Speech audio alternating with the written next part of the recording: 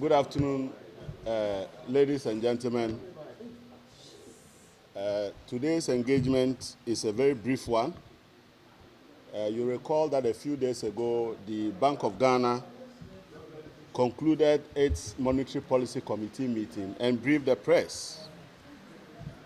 When I listened to the governor of the central bank, I got very, very worried. The last time he spoke the way he spoke, he collapsed 4 financial institutions. So don't take him lightly at all.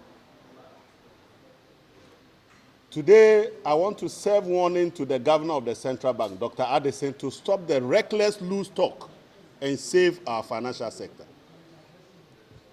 I want him to know that it is none of his business determining the viability of existing financial institutions other than new ones that are seeking licenses. So when you want to apply for a license, you are supposed to make a business case to be given the license. But when the bank is already in operation, it means that it has satisfied the viability question. What is left is to be sure that it has adequate capital and adequate financial buffers to protect depositors and other people that it transacts business with. So I want to tell the governor of the central bank that he does not own the National Investment Bank, the NIB bank, and that the NIB bank has been the most resilient and our national pride over the years and decades. And it has served us so well that we will not allow him to run that bank down, and that he has to be guided in his comments about that bank. Ladies and gentlemen, we all know that the governor of the central bank has been sleeping on the job regarding NIB since 2018, when he needed to ensure that all financial institutions have adequate capital and financial buffers. He did not care about NIB. NIB over the period has survived. It has shown that it is the most resilient bank in Ghana, and as a matter of fact, it is the bank that can serve the national interest as it has always done. Therefore, the comments coming out of the governor in relation to the NIB are distasteful, and they are not to be taken lightly at all. And I want to warn him that if that bank suffers any damage, it will be on his head.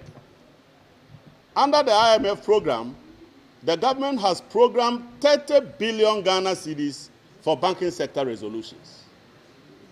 NIB requires just 2.4 billion to fully recapitalize.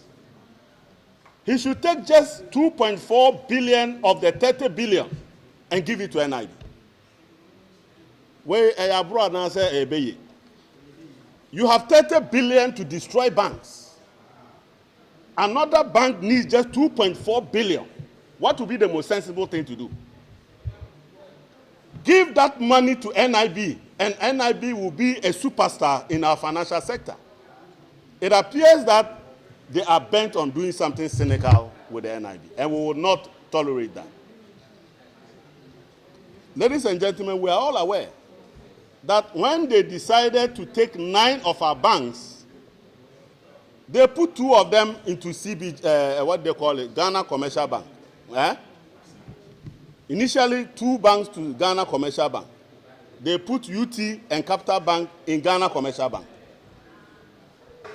When they did that, GCB, that was the net lender in the interbank market, became a net borrower in the interbank market.